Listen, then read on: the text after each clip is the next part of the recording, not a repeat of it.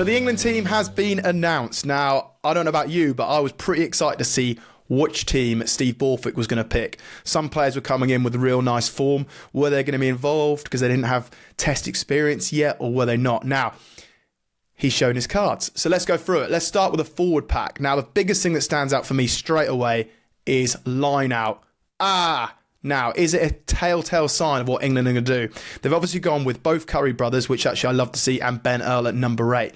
Now, although this is a very dynamic back row, what does it tell me? Now, Ireland like to play a lot of phase attack. They go multi-phase and they try and pull you about with tight shapes. Spoken about arrowheads before. So if you've got the pod of 3 forwards, you have the 10 in behind. They play out the back and they try and get through little corridors. So straight away, you've got 3 jackalers, but also guys that can really bang. So they can stop momentum there and they can go hard at the ball. This is obviously to try and break Ireland's flow. Going through multi-phase, the best way to stop it is either a dominant tackle or, of course, breakdown. Now, also, New Zealand did a bit of a blueprint on Ireland in the Autumn Nation Series. For those that remember that game, the breakdown was ferocious. In fact, it was a mess. Ireland made a right mess of it, or rather, New Zealand made a right mess of Ireland's ball, and that stopped the flow. I wonder how much of that's had a bit of an influence on that back row. Now, the only downside to this back row that I can see at a glance is the line-out. Ireland's line-out is very, very good, of course coached by the great Paul O'Connell. With that, England don't have a huge amount of height. So I suspect England will do a lot of sort of 4-man line-outs, 5-man line-outs, 6 potentially, but certainly come away from 7-man line-outs. Why would that be the case? Because you need to maximise the amount of jumpers that you have, which is only 2. And of course, Ireland have more than that. Now, we don't know Ireland's team yet, but my guess is they'll always have a line-out forward in terms of at 6, which often has been O'Mahony, but it could be someone else. Of course, they've got Caelan Doris as well at 8, who can play in that, who can lift and jump and do all that in the line-out, plus their 2 second rows. So Ireland's line-out is extremely strong. Will England kick the ball out from inside their 22? I don't think so. I think what England will do is go to contestable kicks, try and compete, create a knock-on, create a contest, because if it goes to a scrum, no issues. Of course, Ireland have lost 2 of their tight head props, so I think the English pack will be licking their lips a little bit because there's a bit of a way in. So avoid line-outs against Ireland, because England don't really have the jumpers to necessarily spoil their ball. By doing that, don't kick the ball off. England will have an advantage at the scrum, I believe, having Ty Furlong out, and of course Tui, I think it is, from Ulster, who's also out. So don't quote me on that. But he's also out. So that therefore there's a bit of an in there. They can really target Finlay Beanham. Now, if you look at the rest of the pack, so Chesham's obviously on the bench. There was talk of him being at 6, but I think that's why they've done it, is to get more people at the ground, over the ball, speed the ball and stop Ireland's flow. Chesham will come on to cover the locks, which of course is Maritojian captain, and of course George Martin at 6 to come on, or even at 8 is of course Chandler Cunning himself. So that guy can bring some energy back into the game. If we look at the front row, the only big sort of, I suppose, news headline, or not even news headline, of course, Luke Cowan-Dickie. Jamie George, of course, is injured now. What a great replacement, because, you know, he's got a huge amount of experience. Him and Jamie have rotated often. He's been a huge part of England for many, many years. What I love about Luke Cowan-Dickie is Ireland away is almost a perfect game for him, because he's another guy that jackals. He gets over the ball. Now, Jamie George, for all the outstanding things he brings to the test arena, jackling isn't something that Jamie does, whereas if Luke does. So I suspect England to go really hard at the breakdown, trying to jackal everything and make that game like nullify Ireland's attack. You don't want Jensen Gibson Park getting front foot ball momentum. So Luke Cowan-Dickie can of course do that. Moving on to the backline. Great to see Alex Mitchell back involved. You know, of course, he had a neck injury missing the autumn series, and you know, sometimes when you're away, your stock rises, and I think people sort of soon realise that he is someone that England need at 9. So he's gone back into 9, which is great to see, along with Marcus Smith. So those guys will be creating and trying to bring, I suppose, the X factor of it. I think they'll rely on Mitch kicking a lot of box kicks and getting those exits right. And Marcus and him, certainly when they get into Ireland's half, bringing their dynamism, bringing their, I suppose, assist that they create things and make things happen.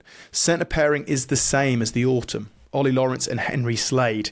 Interesting enough, there was a time where those guys swapped in the autumn and no one really knew why those guys swapped. But Henry Slade's back at 12 and Ollie Lawrence is back at 13, which is, I think, Ollie's probably preferred position. Slade, he's obviously been playing 10 at Exeter. they're going to rely on him. They're going to need Henry to play make, because Freddie Stew's back at fullback with George Furbank being injured. There was whispers that maybe Marcus would play there, but it will not be the case. However, he could move there back into the game if Finn Smith comes on. But Caelan Murley, great to see him involved. So this is someone I spoke about a few weeks ago when the squad was initially announced.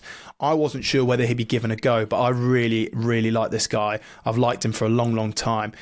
He offers something different. I described him as a bit like a Jack Noel in terms of stature. He's a bit more like a powerful winger, but he's actually got more toe than Jack. And Jack won't mind me saying, but I'd say that Caelan's got more out-and-out gas than Jack does. But he also has those physical attributes. So it's good to see him. I think they'll use him coming off his wing, chasing Marcus, trying to sort of carry in around the close quarters. So I suspect that he'll do that. Why would they go with him over Slightholme? I think the only reason could be is that physical prowess they need, that extra bit of dent. Because if you look at the dent in terms of where they're going to get it, England aren't blessed with carriers. Ben Earl has to do so much of the carry work. George Martin will have to do a fair amount. But in the back line, you've kind of got Ollie Lawrence, and that's kind of it. So Caelan can actually fill into that void and give us an extra bit of carry, which is great to see. Freddie Stewart fullback, which was kind of what we expected. If there was, like I say, we weren't quite sure whether Marks would be there, but he's back in there. So that's why. And of course, Tommy Freeman on the other wing. And again, he can give us some carry.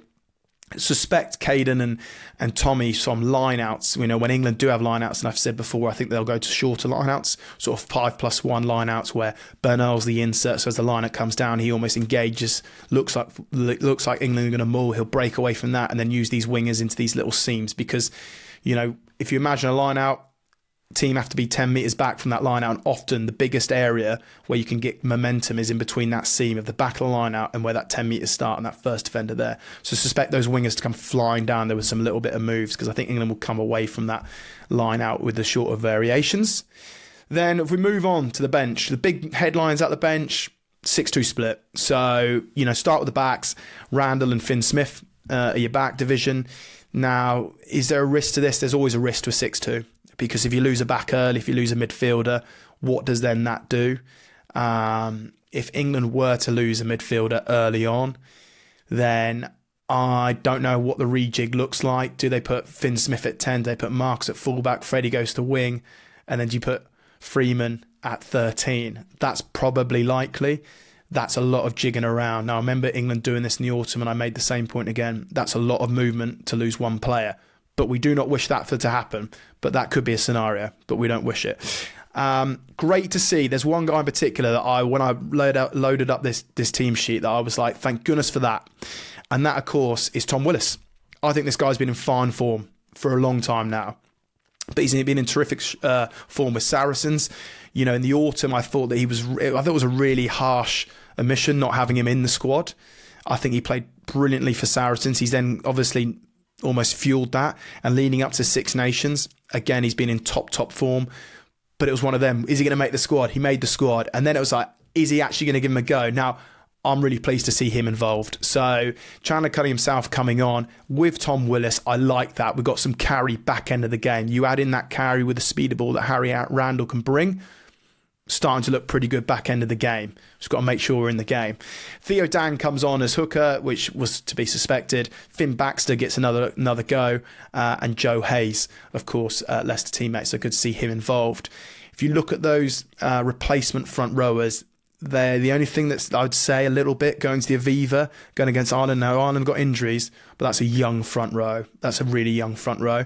I hope that they're not sort of daunted by the magnitude of the game and the occasion and everything like that. So the only thing with those guys is, like I say, if you unleash them all together, that's a young front row. So don't be surprised maybe if they drip feed those subs rather than make them all at once, because I think you need a bit of experience around each one there.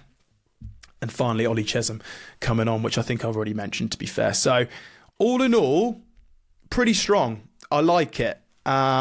The back row is the one, because I just think the line out, Arnold will be looking at that line out, is pressuring our ball. Does that give a tactical decision away? I don't think England will kick it off necessarily. I think they'll kick to compete.